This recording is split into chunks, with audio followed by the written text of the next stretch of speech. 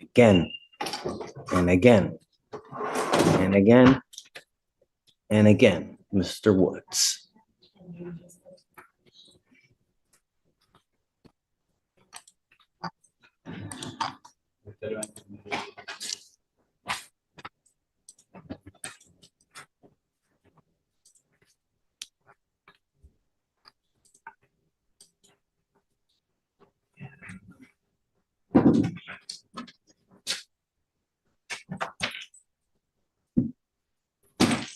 Eight 14-23, assault of a family member. 6-9-24, violation of protective order, assault bodily injury. Another assault bodily injury. Right here, the judge is laying out a timeline that tells a bigger story. Multiple assaults, violations, and now a criminal mischief charge. This isn't just a bad day in court. This is what happens when a defendant burns every chance the system gives them. Notice how calm the judge stays? That's controlled authority, the kind that comes after seeing hundreds of repeat offenders. February of 24, assault of a pregnant person for which you're on deferred now, and now you've picked up another case. You now stand charged with criminal mischief.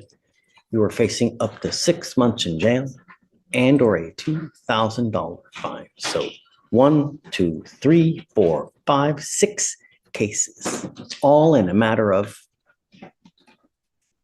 months. We are going to do probable cause. You have the right to remain silent. Anything you say can or will be used against you. You have the right to have an attorney present. If you cannot afford one, one will be appointed to you. Mr. Woods. Yes, Judge. The defendant was traveling with the complainant to go see the defendant's child with his child's mother. The defendant continued attempting to be sexual with his child's mother, and the complainant engaged in a verbal altercation with the defendant. Upon arriving home, the defendant exited the vehicle and the complainant drove to a store close to her home. The defendant took the complainant's iPad and walked and followed the complainant to the Kroger. The defendant then jumped on the complainant's hood as she was driving and struck her window multiple times with a rock, causing damage to her vehicle. Estimated damage was $300. Who is the complaining witness in this case? The complaining witness in this case is a Jacqueline Perry, who is the same complainant in the assault of a pregnant person. Tell me he's not supposed to have contact with this complaining witness? Guys, Morgan. Mr. Woods is on deferred for assault of a pregnant person. Yes, Judge, I'm emailing the felony prosecutor right now. Was he, as a condition of that, not to? No threatening, harassing, or abusive contact with the complainant in that case.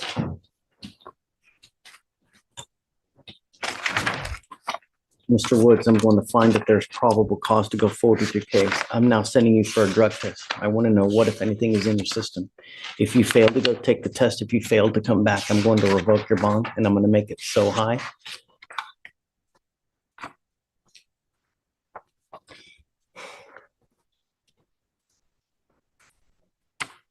On one ankle, I'm going to put a GPS monitor because I'm ordering you not to have contact with this person, and you've shown repeatedly that you are incapable of following bond conditions.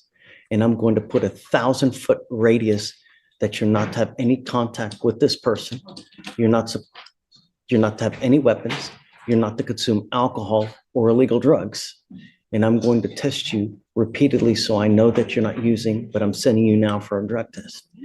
Like I said, you failed the test, and if you fail to come back, things will not go well. Do you understand, Mr. Woods? Yes or no? Yes, sir. Take a seat for me.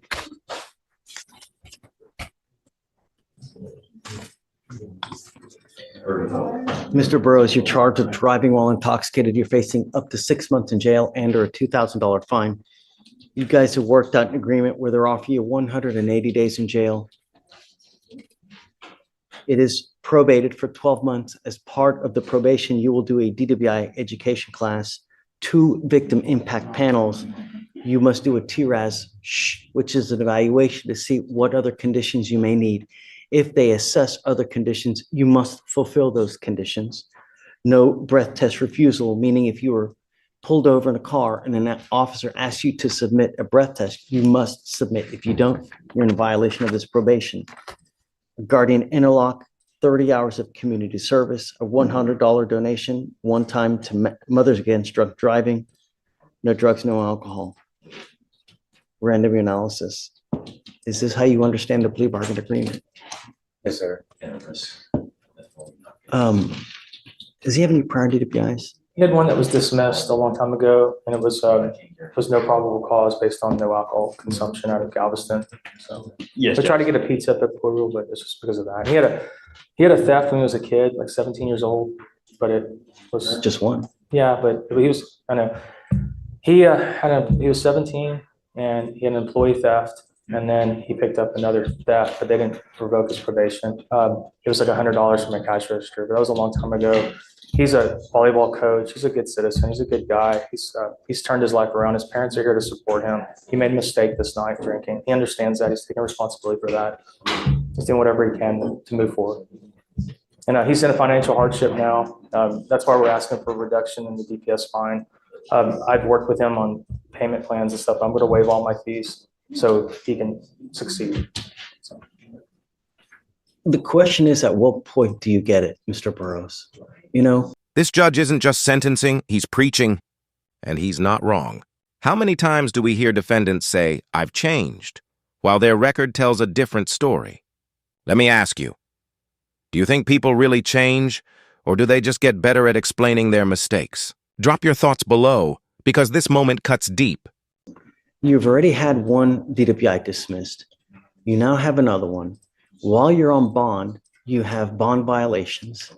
So for you to come here and tell me that you've changed and that you're a different person and this and that goes in one ear, goes out the other. I don't believe it. Actions speak louder than words. And you can lie to me, but you can't lie to yourself, and your record, life is hard enough being a young Black man in America today, right? And the more convictions you get, all you're doing is you're making life more difficult. With these theft cases that you get, with these DWI, it's one of the worst cases that you can possibly pick up, because these theft cases brands you as a thief, and people are scared to hire potential thieves, because I'm always going to be thinking, well, if I hire him to work for me, I know that he's got not only one prior theft, but 2 prior thefts. Is he going to steal from me? Same thing now happens with the DWI. You've had one dismissed. Now you have another one. What's it going to take for you to get that we mean business, that public safety is a primary concern? And when you don't get it, and when you continue to pick up criminal cases, there are really grave consequences. You need to understand that from now on, after today, you're looking at a minimum of 30 days in jail. No, hold on a second.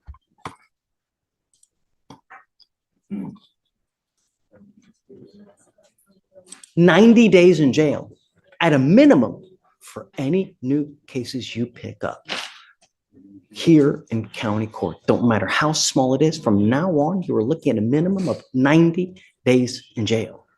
Not only that, you pick up another theft, you could be potentially charged with a felony, because they use those as a stepladder to enhance punishment. And when you don't get it, they combine all those to get up to felony court. You could be potentially facing that. You pick up another theft case as well. Some point, you got to get it. And I hope that this is it. And usually, in my experience, being here, at times when we go too easy on people, they still don't get it. You're skirting out of here today. You're getting probation. You're getting no jail time. You're not getting your license suspended. Now they want me to waive. Michael wants me to waive the fines and fees. I mean, I think he has his family. why would we reward? I want him to succeed, and that's what I think the problem is, that if he doesn't have the money to succeed, it's going to be very hard. He's going to try everything in his power to succeed financially. I just think that's going to be a burden on him. I took it upon myself to forego my fees, and I'm doing whatever I can to help him. And that's great. Yeah, I understand that. Michael, I just don't think he can't afford it. He physically can't afford it.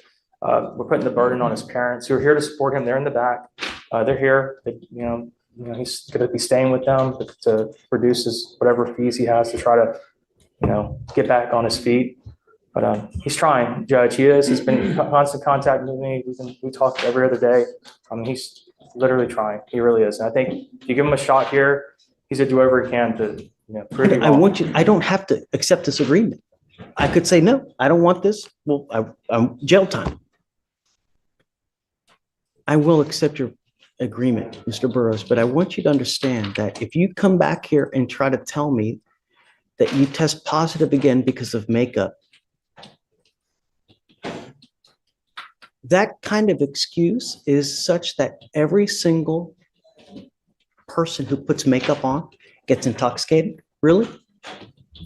So if you come up here while you're on this probation and you test positive for alcohol, it tells me that you have a problem. And I'm giving you fair warning now that you will go into a rehab facility. I can amend the conditions to put you in a lockdown rehab facility for at a minimum 9 months to 10 months if you respond well to treatment. I will accept it, but I'm telling you now, if you test positive for whatever it may be, get ready. And I hope that and I want to read a repeat offender to the BI education class. I don't want just a garden variety.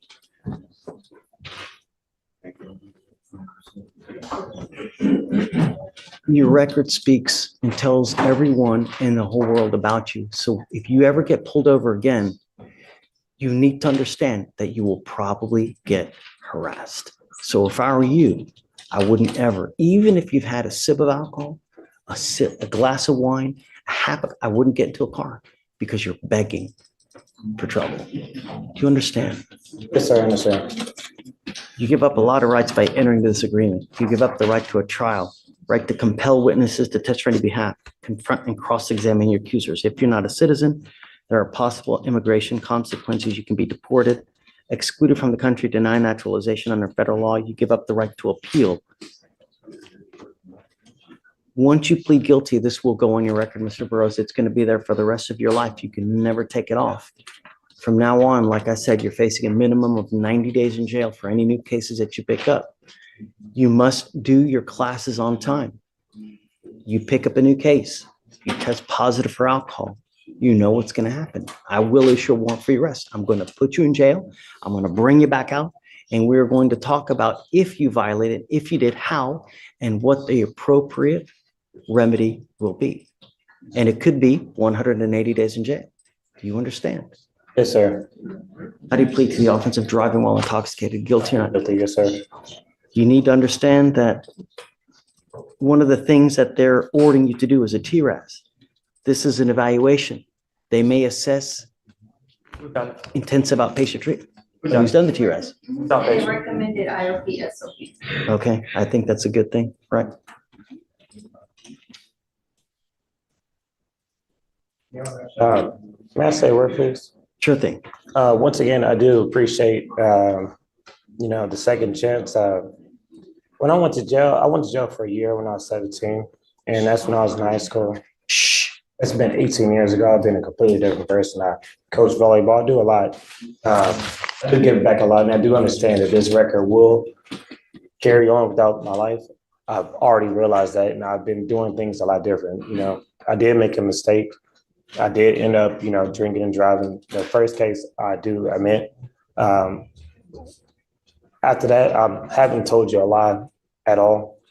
It was more than just makeup. It was paint, body paint, full transformation. I do a lot on Halloween. I did not know that I was seeking to my ankle, and I haven't lied to you about that. Once again, I do appreciate the second chance. I'm a lot different than what my record says that I am. That happened when I was in high school, 17, 18, I'm 35 now. I haven't been in trouble since. I know you did see DWI on there.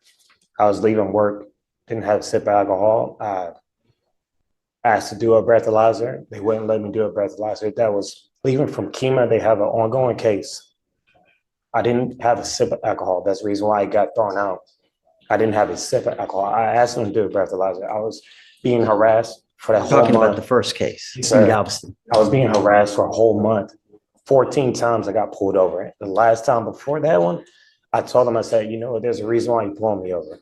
And that's why I told him. The next time I got pulled over on 146. They didn't even give me a chance to even do a breathalyzer. And that's the reason why I got thrown out. Is because I asked to do a breathalyzer, they didn't take my blood, they didn't take anything. They wanted to take me to jail because of some beef that's happening in between the Kima bars and Kima PD. I changed my life a lot. I didn't lie to you last time I was here. I wasn't aware that that would set off my scram device. I had super glue that I was putting up, fingernail polish remover. Last time I didn't speak because I was on my anxiety medication, so I didn't really speak, but I can speak a lot better today because I haven't taken it the last 2 days. But that's what ended up happening. Once again, I do appreciate you for giving me a second chance, but just want to let you know I didn't lie to you last time I was here. If you think that people and officers messed with you last time, what do you think is going to happen now? I do understand that, sir. You know, and I do understand. the only thing that I'm trying to impart to you is don't give them the ability to do that by smelling like alcohol, smelling like weed. Because when you get into a car, the faintest, funkiest smell of whatever, it's a great excuse for them to take you down. Yes, sir. This time I did drink. I did not admit Look, that. you don't Yes, have sir. to say anything now, but Yes, sir. I want you to appreciate the gravity of it, because when officers like me, I don't know you. I have but a mere 10 seconds, 20 seconds, maybe 5 minutes to get to know who Sydney Burroughs is. Yes, sir. One of the things I use to find out who you are is your record. I understand. So when an officer pulls you over, they're going to see DWI, theft. And I don't know if there's other things as well, because I don't get access to everything. But when they see that, they're going to be, holy moly. If they go up to your car, if it walks like a duck and it talks like a duck, if they have a DWI 1, if they have a DWI 2nd, and now they come up to you and they smell something, I do understand. don't give them ammunition to fire a gun at you. Life is hard enough as it is. Anyways, look, Yes, sir. done preaching. So just comply with these things and we will be happy.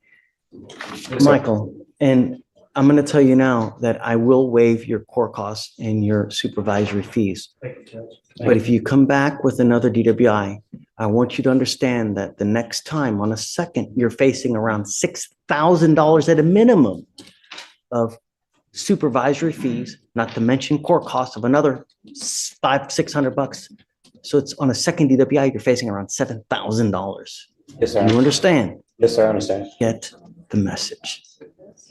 All right. Thank you, Judge. Which devices are we giving him? So what do you have now? Do you have the scram? Yeah, he like the interlock, what they agreed to. Yeah. And I mean, I'm okay with that. First, you got to get the interlock. Once you get the interlock, we'll take the scram off. I've been paying for your device now. While you're on probation, I can't pay for it. You're going to have to pay for that yourself. Yes, sir. I understand. But I'm going to, cut his fines and fees, please. I'm literally taking all the money away. Money is never the issue.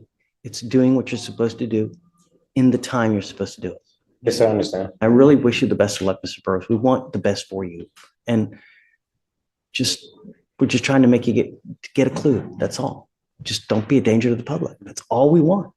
Yes, sir. I understand. All right, man. All right, good luck. Thank you. Thanks, man. Thank you.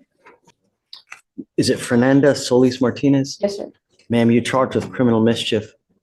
You're facing up to a year in jail and or a $4,000 fine. We are going to do probable cause. You have the right to remain silent. Anything you say can or will be used against you. You have the right to have an attorney present if you cannot afford one. One will be appointed to you, ma'am. Yes, Judge. On November 19th, 2024, the officer was dispatched to a residence in Harris County, Texas, in response to a family disturbance. Upon arrival, the officer met with the complainant, who stated that he and the defendant, his sister, got into a verbal argument that turned physical. Both parties admitted to striking one another, and the defendant walked over to the complainant's computer and began hitting the computer monitor with a PS5 controller, causing damage. The officer observed the monitor to be shattered, and there was also damage to the headset and controller. The complainant estimates the cost of damage to be $1,120. Okay, Ms. Solis, I'm going to find that there's probable cause to go forward with the case. How old are you, ma'am? I'm 22.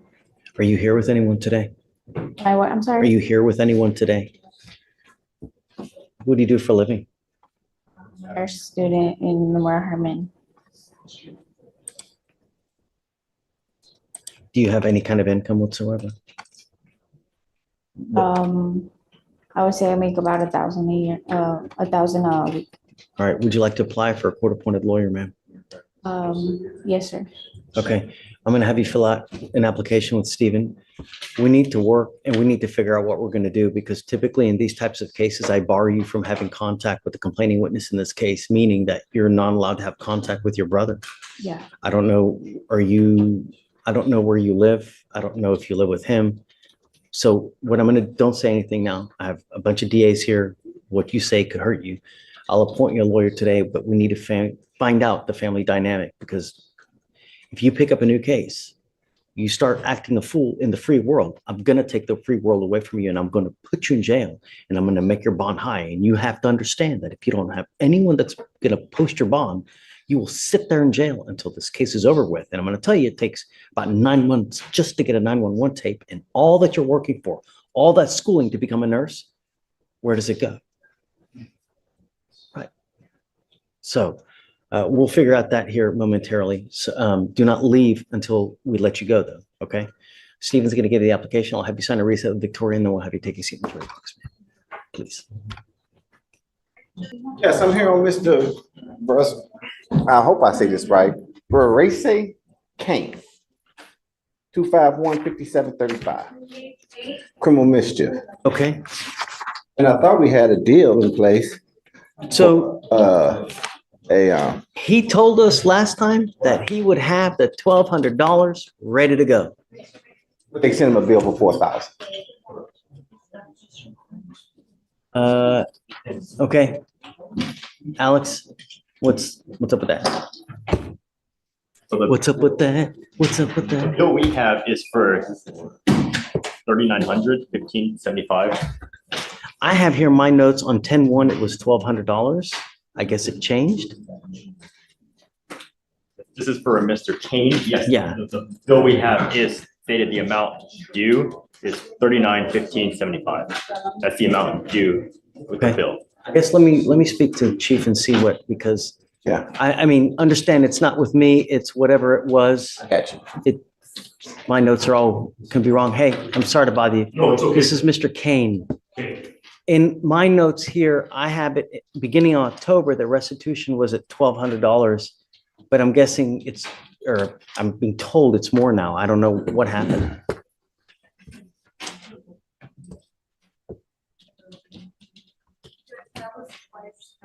The bill is 39,1575. Yeah, and there's a receipt too for that. So Judge, I think initially the confusion with the 1,000 is in the DIMS, the estimation was around $1,000. But when we talked to the complainant, received the invoices and the estimates, it's to the tune of $3,900. Okay. That's what it is.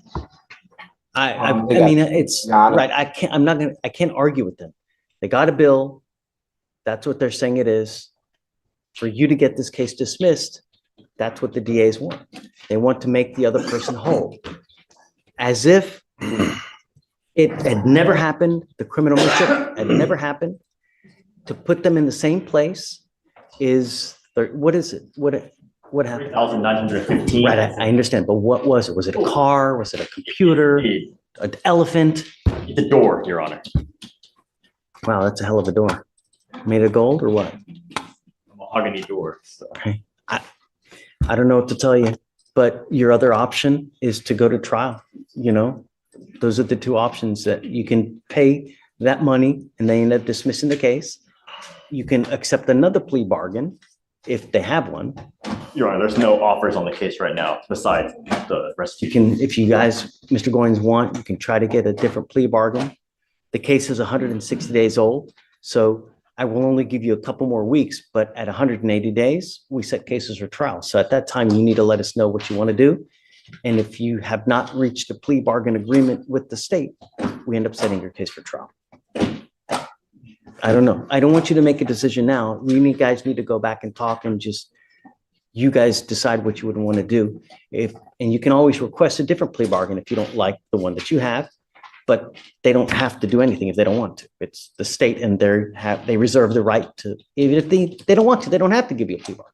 So I guess you guys step back and let me know what you want to They do. have to prove their case beyond a reasonable doubt. So, Mr. Goins, before you guys leave today, I'll let you know. just give me a heads up what you guys want to do. I sure will. Thank you.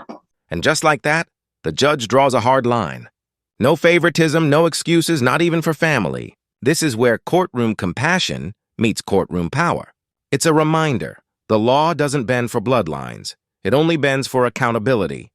Do you think that's fair? Should family ever get a lighter touch in cases like this? Now is that you're not to have, or not to be in possession of any weapons. And I'm also ordering you not to have any threatening, harassing, or abusive contact with a Mr. Martinez, your brother. Brother, yes. I want you to understand what is threatening or harassing. Doesn't matter what you think is threatening or harassing. I could give a rat's behind what you think is threatening or harassing. It's what he perceives. So if you get into an argument with him and you look, is that threatening, harassing? It is. And it can land you back in jail. If you pick up a new case, you violate conditions. No matter how old you are, I don't care. I'm going to put you in jail, and I will protect every person in my county. I don't care that it's your brother, it's your mother, father, whoever it may be. Do you understand? Ray, did you want to say anything? No, Judge, we talked about the no threatening or harassing, and I've explained to her that the state is offering restitution. I just need to get the PTI contract and the restitution receipt so we can get all that paid. You know, the other thing that you have to understand is that at some point you're going to start working, right? When you start building up a criminal record, employers look at this and they see that it's a potential liability because they may now think, wow, she now has this mischief. Even if it gets dismissed, people can still see it. Man, is she a danger? Is she going to explode on us if she loses her temper? That's what people think. You need to consider this. The older you get, your actions have consequences, and it can really impact your future. If you want to become a nurse, this may, form a barrier for you. Consider this when you're out there in the free world.